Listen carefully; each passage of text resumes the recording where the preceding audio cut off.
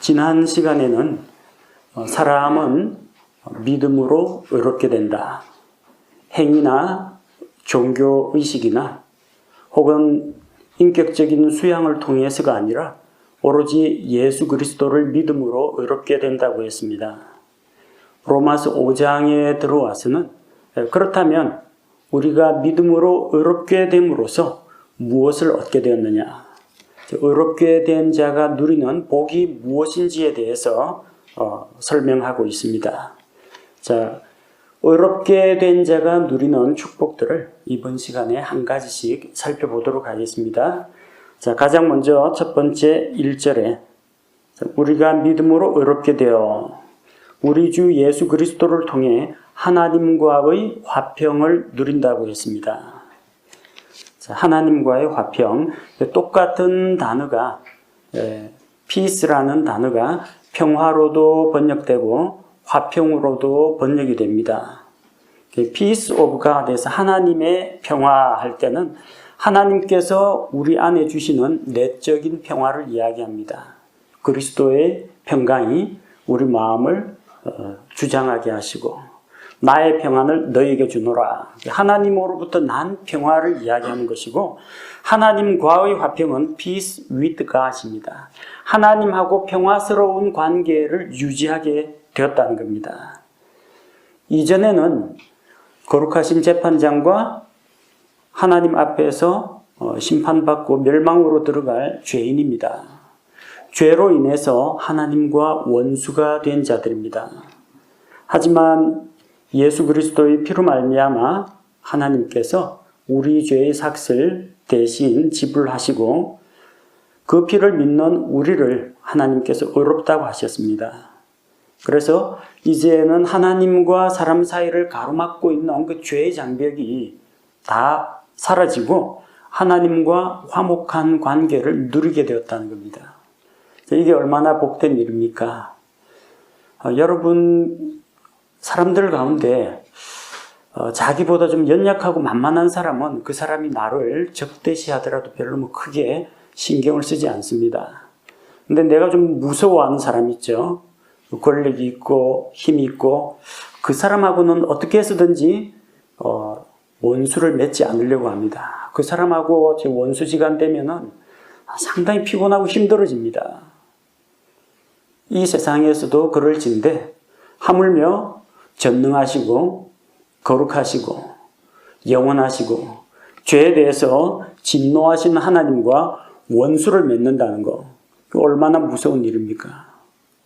그런데 이제 그 하나님과 원수 관계가 아니라 화평한 관계가 되었다는 겁니다.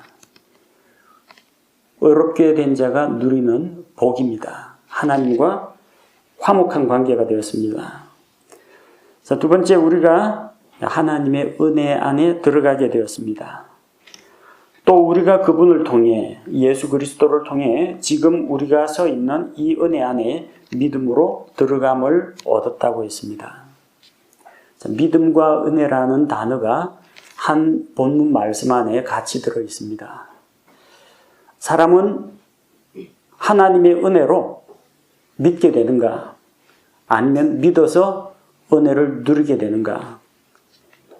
지난번에 말씀드린 것처럼 하나님의 은혜의 초청이 무엇이 먼저고 그 다음에 우리의 긍정적인 반응이 믿음이라고 했습니다.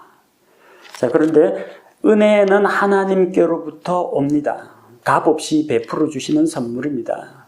믿음은 내가 하나님을 향하여 보여야 할 반응입니다.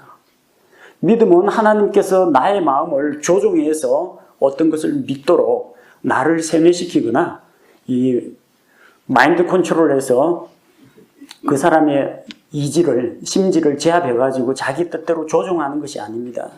믿음은 사람의 자발적인 의사표시입니다. 제가 죄인입니다. 그런데 예수님의 십자가의 그 대속의 은혜를 제 것으로 받아들이겠습니다. 죄로부터 저를 건져주십시오. 저를 구원해 주십시오. 우리 쪽에서 하나님을 향한 반응이 믿음입니다. 칼빈주의에서는 사람에 대해서 사람은 전적으로 타락했고 전적으로 무능하며 사람은 죽어 있다고 합니다. 그래서 죽어 있는 사람은 믿을 수 없기 때문에 하나님께서 일방적으로 창세전에 미리 택하신 소수의 사람들, 그 소수의 사람들만 찾아가서 그들을 살려주고 그 다음에 믿도록 만든다, 그렇게 이야기합니다. 하나님의 무조건적인 선택에 의해서 하나님께서 은혜를 베푸시면 거부할 수 없는 은총, 교리에 의해서 사람은 그 은혜를 거부할 수 없고 창세전에 예정된 자는 무조건 그 은혜를 받아들이게 돼 있고 하나님의 은혜에 의해서 자기가 원하거나 원하지 않거나 자기 의사하고는 무관하게 어쨌든 믿도록 되어 있다고 이야기합니다. 사람이 할 게 아무것도 없어요.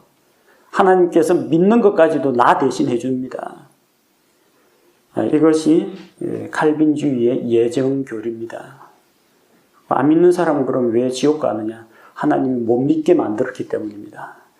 아무리 믿고자 발버둥 쳐도 하나님께서 창세전에 예정하지 않았다면 그 사람은 절대로 믿을 수 없게 만듭니다. 그래서 누구는 선택하시고 누구는 영원한 멸망에 처하도록 내버리셨다. 이게 칼빈주의의 교리입니다. 자, 우리는 이 칼빈주의 예정 교리를 믿지 않습니다. 하나님의 은혜 때문에 내 의사하고 무관하게 내가 강제로 믿게 되는 것이 아니라 우리는 믿음을 통해서 믿음으로 은혜 안에 들어가게 되었습니다. 하나님은 모든 사람에게 그 은혜를 다 베풀어 주셨는데 그 은혜가 어떻게 내 것이 되느냐? 믿음으로 그 은혜를 받아 누릴 수가 있다는 겁니다. 우리는 믿음으로 하나님의 은혜 안에 들어가는 자가 되었습니다. 또 같은 2절 안에 우리가 지금 우리가 서 있는 이 은혜라고 했습니다. 서 있는. 서 있는 것이 뭐가 그리 대단하냐? 우리 일반적으로 다리 튼튼한 사람, 하체 튼튼한 사람은 서 있는데 아무런 지장이 없습니다. 여기 잡을 게 있거나 지팡이가 있으면 서 있는데 아무런 문제가 없습니다. 그 서 있는 걸 말하는 게 아니라 누가 과연 살아계신 하나님, 거룩하신 하나님 앞에서 당당하게 서 있을 수 있느냐는 겁니다. 하나님의 영광 앞에서 사람들 전부 다 그 자리에서 쓰러져 엎드렸습니다. 구약의 대언자 다니엘도 그 앞에 쓰러져 죽은 자 같이 되었고 요한계시록에서 사도 요한도 환상 가운데 만난 그 예수님 앞에서 엎드려졌습니다. 도저히 이 추악한 죄인이 거룩한 하나님의 영광 앞에서 감히 서 있을 수가 없었습니다. 죄인은 하나님 앞에 서 있지 못합니다. 쓰러지고 그 앞에서 엎드려야 됩니다. 시편 130편 3절에 주께서 불법을 지켜보시면 주여 누가 서리이까? 하나님께서 불꽃 같은 두 눈으로 이 세상에 있는 사람들의 모든 말과 행실과 생각을 감찰하고 계실 때 그분 앞에서 누가 당당히 서 있을 수 있느냐? 아무도 서지 못한다는 겁니다. 그런데 서 있는 사람이 있습니다. 예수님을 통해 믿음으로 의롭게 된 사람은 하나님 앞에 설 수 있습니다. 죄인은 서지 못합니다. 그러나 예수님을 통해 죄를 용서받은 사람은 그분 앞에 설 수가 있다는 겁니다. 자, 우리는 하나님의 은혜로 말미암아 하나님의 존전에 은혜 베푸시는 그곳에 은혜의 자리에 들어갈 수가 있게 되었습니다. 구약시대에는 하나님의 은혜를 받기 위해 그 앞에 나아가려고 하면 가로막는 것이 있었습니다. 구약시대 성소 안에는 전체 성막이나 성전 안에는 성소가 있습니다. 성소는 크게 두 부분으로 나뉘는데 하나님의 영광이 임재하는 지성소, 가장 거룩한 것, 지극히 거룩한 것, 지성소가 있고 성소가 있습니다. 일반 제사장들은 성소 안에까지만 들어갑니다. 거기서 이제 등불도 켜고 하나님 앞에서 생명의 양식을 상징하는 빵도 진열하고 향을 태워서 하나님께 향연기를 피워 올리고 자, 이런 성소가 있고 그 향로 바로 앞쪽에 이 성소와 지성소 사이에 휘장이 가로막고 있습니다. 튼튼한 휘장이 가로막고 있어서 아무나 함부로 들어가지 못합니다. 오직 속죄일에 대제사장이 1년에 한 번 그 안에 들어가서 희생물의 피를 가지고 온 이스라엘 회중을 위해서 속죄할 때만 들어갑니다. 그 희생물의 피를 뿌리는 곳, 그곳을 속죄소라고 합니다. 긍휼의 자리라고 합니다. 하나님께서 은혜를 베푸시는 곳이기 때문에 시은좌라고 부릅니다. 여러 가지 이름으로 불리는데 은혜의 보좌 앞에 나아가려고 하는데 성소 휘장이 가로막고 있습니다. 성소 휘장에는 뭐가 수놓여져 있느냐? 그룹의 형상이 수놓여 있습니다. 그룹은 케루빔이라고 하는 하나님의 영광을 수호하는 존재들입니다. 하나님의 왕좌 주변에서 거룩하지 못한 것들이 가까이 다가오지 못하도록 막는 근위대, 호위대 역할을 합니다. 에덴 동산에서 아담과 이브가 쫓겨날 때에도 하나님께서 동산 주변에 그룹들과 또 불타는 화염금을 두어가지고 이 죄인들이 하나님의 영광에 가까이 오는 것을 가로막았습니다. 그룹이 막고 있어요. 성소 휘장이 막고 있어요. 은혜의 자리로 나아가지 못합니다. 그런데 우리는 어떻게 은혜의 자리 안에까지 들어가는 그런 특권을 얻게 되었느냐?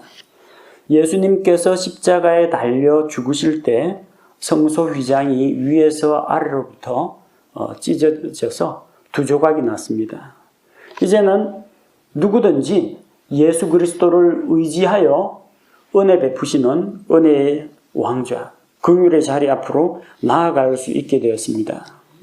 그래서 히브리서 4장 16절에 그러므로 우리가 긍휼하심을 입고 때를 따라 도우시는 은혜를 얻기 위하여 은혜의 왕좌 앞에 담대히 나아갈 것이라고 했습니다. 눈치 보면서 조마조마하면서 하나님이 천벌을 내리지 않을까, 진노하지 않을까 걱정할 필요가 없습니다. 담대하게 나아갈 수 있습니다. 우리는 당당히 하나님 앞에 서게 되었습니다. 또한 우리는 본문 말씀 2절에 나오는 것처럼 하나님의 영광의 소망을 기뻐하게 되었습니다. 하나님의 영광, 이 영광은 하나님께 속한 것입니다. 우리에게는 영광이 없습니다. 로마서 3장 23절에 뭐라고 했습니까? 모든 사람이 죄를 지어 하나님의 영광에 이르지 못하더니 죄인들은 하나님의 영광에 가까이 가지 못합니다. 우리는 그 영광을 누리지 못하는 죄인들이었습니다. 그러나 이제 우리가 예수님을 통해서 하나님의 영광에 참여하는 자가 되었습니다. 지금은 아직까지 육신을 입고 이 죄의 많은 세상에서 살고 있지만 우리에게는 소망이 있습니다. 저 하늘에 올라가면 거기서 영광 가운데 계신 주님을 만나보며 주님의 영광을 함께 나누게 될 것이라는, 또 예수님께서 다시 오실 때 우리가 변화되어서 부활한 몸과 거룩하게 변화된 몸으로 주님의 영광에 동참하는 자가 될 것입니다. 우리는 그런 하나님의 영광에 참여할 소망을 가지고 있습니다. 이 소망이 있는 사람은 쉽게 흔들리지 않습니다. 3절에 보니까 그리할 뿐 아니라 우리가 환난도 기뻐하나니 환난은 인내를. 영광에 참여할 소망을 가진 자는 이 세상에서 잠시 당하는 고난이나 시련, 환난을 두려워하지 않습니다. 환난을 당하더라도 오히려 크게 기뻐합니다. 자기가 잘못해서 실수하거나 죄를 지어가지고 고난을 당하면 그건 좀 부끄러운 일입니다. 그러나 예수 그리스도를 믿는 믿음 때문에 하나님 앞에서 경건하게 살고자 하다가 고난을 당하고 핍박을 받으면 그때는 오히려 기뻐해야 합니다. 이 환난은 우리를 연단하는 불과 같습니다. 금속이 불 속에 들어가서 불순물을 깨끗하게 태워버리고 다시 녹였다가 새로운 어떤 칼이나 그릇이나 이것으로 만들어지는 것처럼 우리를 연단하고 재련하는 그런 기회가 되기 때문에 우리는 환난조차도 기뻐합니다. 환난은 괴롭습니다. 힘듭니다. 고통스럽습니다.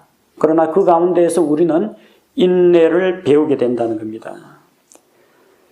하나님께서 우리에게 감당할 수 없는 시련, 감당하기 어려운 환난은 주지 않으십니다.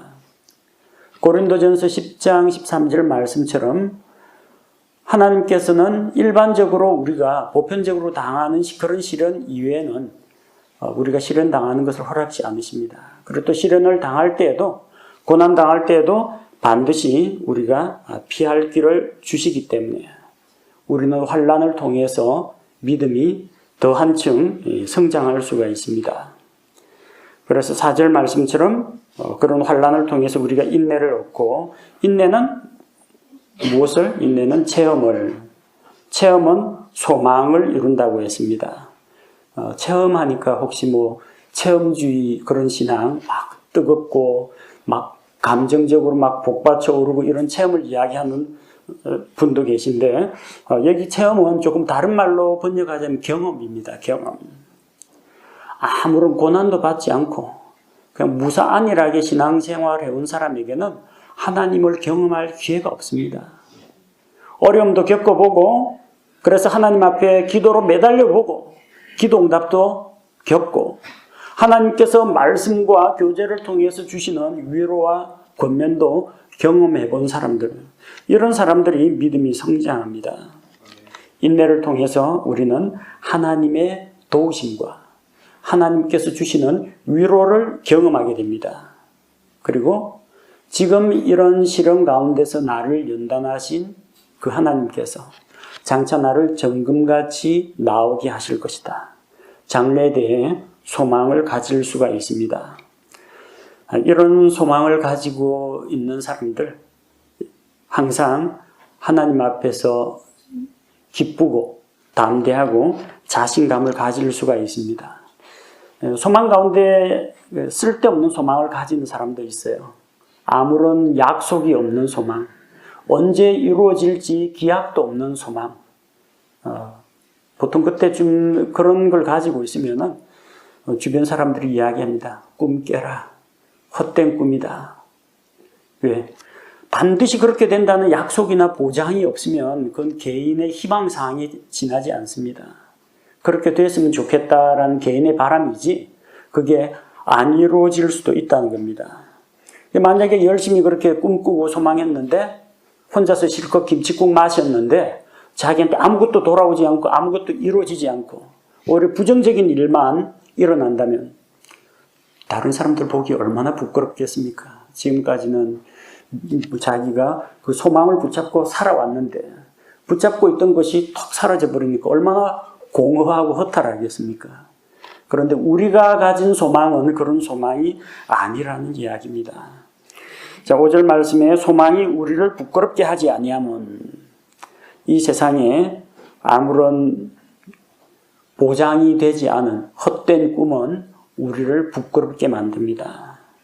그러나 그 소망이 우리를 부끄럽게 하지 않는다고 했습니다. 왜냐하면 우리에게 주신 성령님에 의하여 하나님의 사랑이 우리 마음에 넓게 부어졌기 때문입니다. 우리의 소망은 헛되지 않습니다. 왜냐하면 하나님의 사랑이 이미 우리에게 부어졌기 때문입니다. 어떤 사랑을 우리에게 부어주셨느냐? 6절에서 8절은 하나님께서 우리에게 보여주신 사랑에 대해서 이야기하고 있습니다. 6절에 우리가 아직 힘이 없을 때 그리스도께서 정하신 때가 되어 경건치 아니한 자들을 위하여 죽으셨다고 했습니다. 하나님의 사랑은, 하나님께서 베푸시는 그 사랑은 조건 없는 사랑이라는 겁니다. 보통 사람들은 누구를 사랑하고 누구에게 줄을 서고 누구에게 투자를 하느냐. 조금이라도 자기에게 이득을 줄 수가 있고 조금이라도 힘이 있고 권력이 있는 사람에게 가서 그 사람과 친하게 지내려고 합니다. 우리가 아직 힘이 없을 때 이 연약한 우리를 하나님께서 사랑하셨습니다. 경건치 않은 자를 사랑하셨습니다. 우리가 하나님을 알지 못할 때 하나님 편에서 우리를 먼저 사랑하셨다는 겁니다. 찬송가에 나오죠. 그 친구 내가 알기 전 날 먼저 사랑했네. 예수님은 우리가 예수님을 알기 이전에 그분께서 우리를 먼저 사랑하시고 먼저 손 내미시고 먼저 찾아와 주셨습니다. 사실 세상에서 이 다른 사람을 위해서 대신 죽어준다는 것은 쉬운 일이 아닙니다. 7절에 의로운 사람을 위해 죽으려는 자가 거의 없고 선한 사람을 위해 감히 죽고자 하는 자가 혹 있거니와. 의로운 사람이라는 것은 일반적으로 그 사람의 이제 성품이나 인격이나 됨됨이, 행실이 올바르고 떳떳한 사람을 말합니다. 하나님 앞에서는 의인이 없습니다. 사람 기준으로 볼 때에도 의인이라고 할 만한 사람이 별로 없습니다.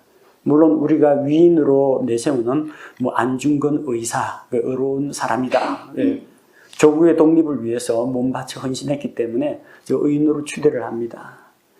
또 열차에 의해서 저 어린아이가 치려고 하는데 그 아이를 구하고 대신 자기 몸을 던져서 아이를 구하면 의인이다. 그렇게 이야기합니다. 자, 그러나 이제 하나님 보시기에는 그건 물론 그 사람에게는 선을 베푼 것이 되겠지만 하나님 앞에서는 아무도 의로운 사람이 없습니다. 선한 사람, 다른 사람을 위해서 자기 자신을 희생하고 선을 베푸는 사람을 이야기합니다. 이 세상에도 의로운 사람이나 선한 사람을 찾아보기는 쉽지가 않고 또 의로운 사람이나 선한 사람을 위해서도 대신 죽어주는 것은 쉬운 일이 아닙니다. 지극한 자녀 사랑으로 인해서 엄마가 아이를 대신하여 생명을 바치던 경우가 있습니다. 불이 났는데 불구덩이 속에서 아이를 구하기 위해서 온 전신에 화상을 입어가면서 자기 몸을 던져 희생하면서 아이를 구하는 그런 사랑은 있습니다. 그러나 도대체 누가 죄투성이고 이 추잡하고 더럽고 하나님께 반역한 이 사람을 위해서 누가 죽어줄 수 있겠습니까? 그것도 하나님 쪽에서 먼저 자기 아들을 내어주셔서 우리를 위해서 대신 죽어준다는 거. 이건 정말 감당하기 어려운 사랑입니다. 어떠한 사랑을, 하나님께서 어떤 사랑을 우리에게 보여주셨느냐.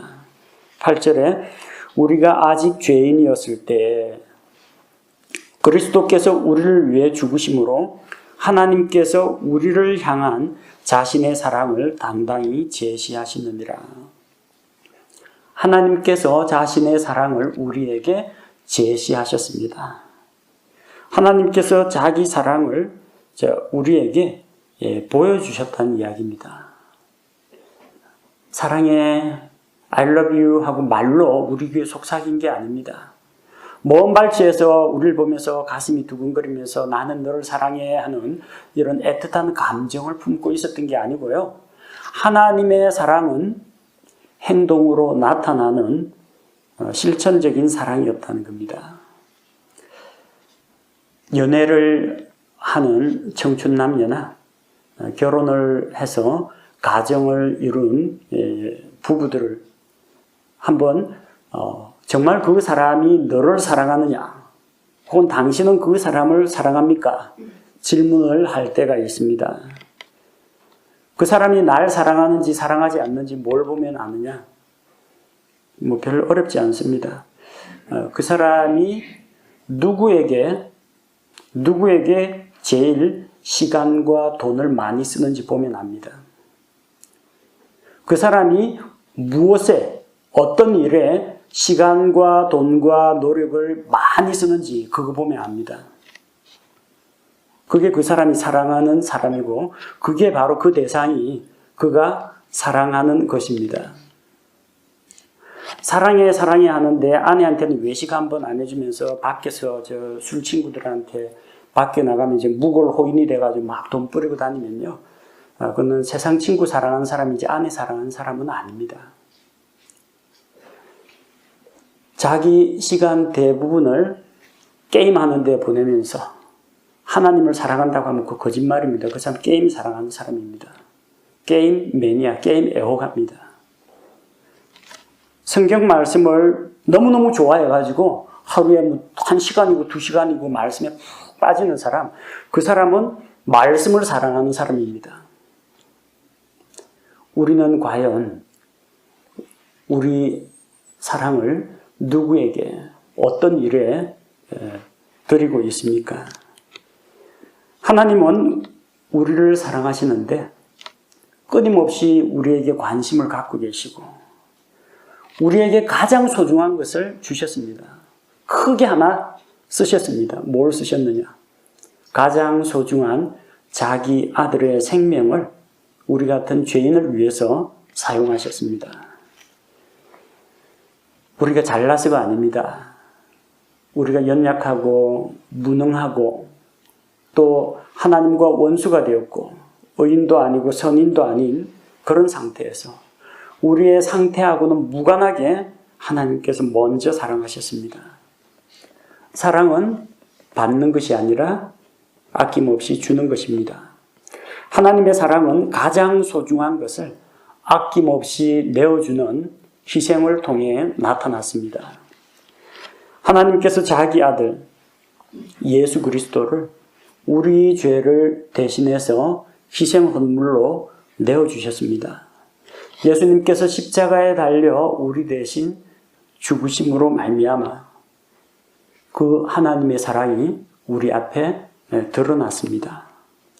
바로 그 사랑 덕분에 우리가 그분의 피로 말미암아 속죄를 얻었습니다. 9절에 그러면 이제 우리가 그분의 피로 말미암아 의롭게 되었은즉 더욱더 그분을 통해 진노로부터 구원을 받으리니. 예수님의 피로 의롭게 되고 진노에서 구원을 받았습니다. 거룩하신 하나님은 진노하십니다. 언제 진노하시느냐? 죄에 대해서 진노하십니다. 사람들이 자기에게 반역하고 하나님의 거룩한 성품을 모독하고 그럴 때 하나님께서 진노하십니다. 진노는 죄인들을 향한 하나님의 거룩하신 심판으로 나타납니다. 그러나 우리는 이미 이 진노로부터 해방이 되었습니다. 우리는 그분의 대속의 피를 믿음으로 말미암아 죄를 용서받고 의롭게 되었습니다. 의롭게 되었다는 것은 우리의 상태를 이야기하는 게 아닙니다. 우리의 신분을 이야기합니다. 하나님께서 우리를 의롭다 하신 것은 너는 정말 순진무구하고 청결하고 아무런 흠잡을 것이 없다 그런 뜻이 아니라 너는 비록 죄인이지만 너의 죄값을 예수 그리스도의 피를 통해서 대신 받았기 때문에 너에 대해서 더 이상 죄에 대한 책임을 묻지 않겠다는 재판장의 무죄의 선고가 칭의라고 합니다. 우리는 의롭게 되었기 때문에 이제 하나님의 진노의 심판을 받지 않습니다.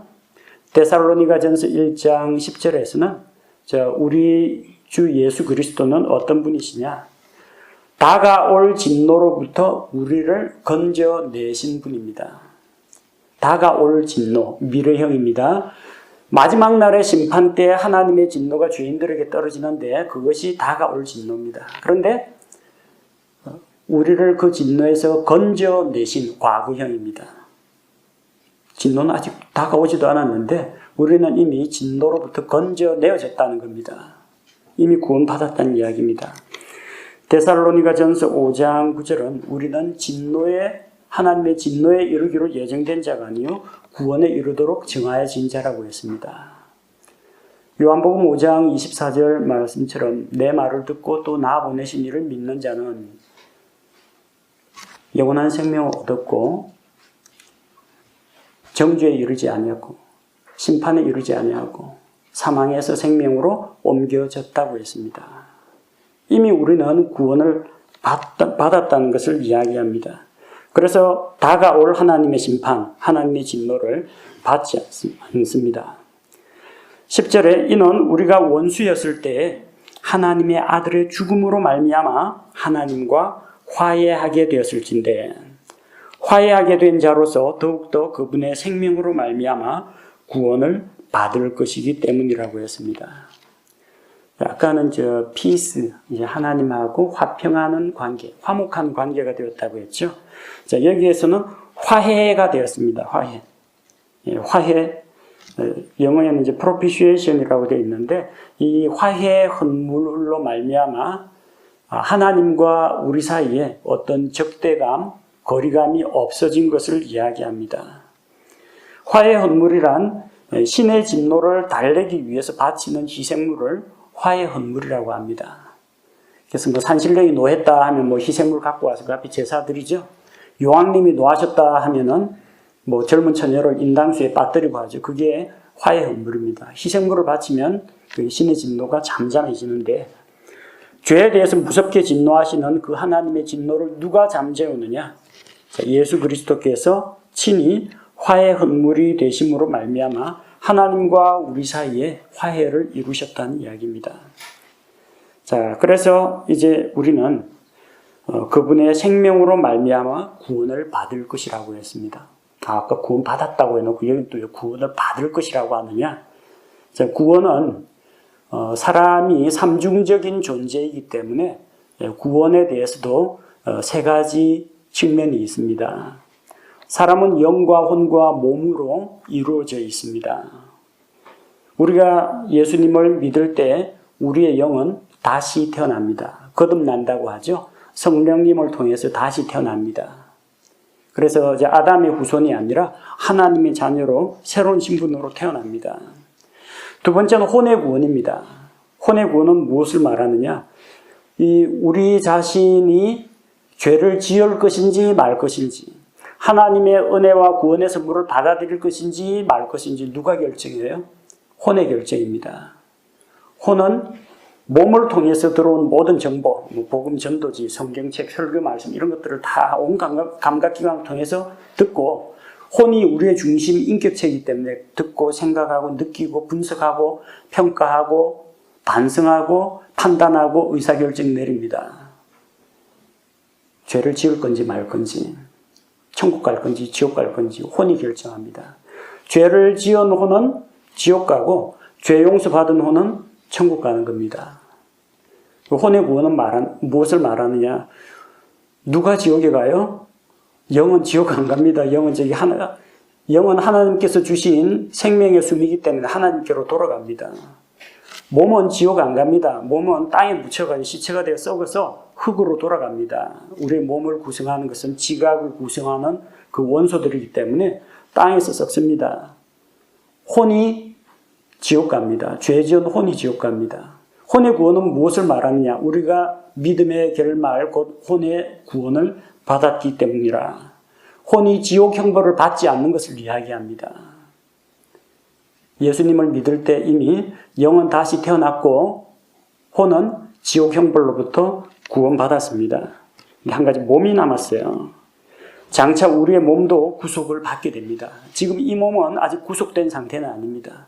여전히 아담이 지은 그 죄로 인해서 늙어서 병들고 죽어가는 그런 몸입니다. 썩어서 빵에서 분해되어 버리는 그런 몸입니다. 예수 그리스도께서 부활하신 것처럼 우리도 영광스러운 몸으로, 거룩한 몸으로, 죽지 않고 썩지 않고 쇠하지 않는 그런 몸으로 변화될 때 그게 바로 몸의 구속입니다. 그 언제 일어나느냐? 예수 그리스도께서 이 세상에 다시 공중으로 강림하실 때 그리스도 안에서 죽은 자들이 영광스러운 몸을 입고 변화되고, 만약 살아서 주님 오시는 것을 보게 되면 그 사람은 죽음을 맛보지 않고 영광스럽게 변화되어서 함께 하늘로 올려가게 됩니다. 자, 우리는 그래서 아직까지 몸의 구속을 기다리고 있습니다. 그러나 그것도 이미 영과 혼이 구원을 받았기 때문에 몸의 구속도 확실하게 보장을 받았습니다. 그래서 그분의 생명으로 말미암아 구원을 받을 것이기 때문이라. 분명히 구원 받습니다. 염려하지 않아도 됩니다. 11절에 그러할 뿐 아니라 우리가 우리 주 예수 그리스도로 말미암아 이제 속죄를 받았으며 그분을 통해 또한 하나님을 기뻐한다고 했습니다. 예수 그리스도의 피가 우리의 모든 죄를 대신 속죄합니다. 죄의 삭은 사망입니다. 즉 생명을 바쳐야 한다는 이야기입니다. 그런데 육체의 생명은 피에 있는지라 피가 혼을 위하여 속죄한다고 했습니다. 예수 그리스도의 죄 없는 의로운 피가 우리의 모든 죄를 대신 속죄했습니다. 그래서 우리는 죄로부터 구속받고 그 구속받은 것으로 인해서 구원자이신 그 예수님을 통해서 구원의 은혜를 주신 하나님으로 인해서 기뻐하고 또 하나님과 화평의 관계를 누리게 되는 것입니다. 예수님을 믿고 의롭게 되었다는 것은 바로 이런 의미가 있습니다. 이런 놀라운 축복이 모두 풀세트로 우리에게 주어진 겁니다. 우리는 예수님을 믿고 구원받아서 하나님의 복을 누리고 있습니다. 믿음으로 그분의 은혜를 누리고 하나님과 화평하게 되었고 하나님의 영광에 참여할 소망을 가지고 있고 이미 값없이 주시는 하나님의 그 크신 사랑을 받았고 예수님의 피로 말미암아 죄를 용서받고 하나님과 화해하고 우리 죄를 구속받았습니다. 하나님께서는 예수님을 통해서 우리에게 이처럼 크고 놀라운 사랑을 베풀어 주셨습니다. 우리가 아직 죄인이었을 때, 경건치 않을 때, 원수가 되었을 때 먼저 우리를 하나님께서 사랑하셨고 그분에게서 가장 소중한 것, 우리에게 가장 필요한 것, 예수 그리스도의 생명을 아낌없이 내어주셨습니다. 그러므로 예수님의 피를 통해서 의롭게 된 사람은 하나님께 구원의 은혜에 대해서 감사하고 또 하나님과 함께 화평을 누리며 구원받은 것으로 인해서 기뻐하는 삶을 살아야 하는 것입니다.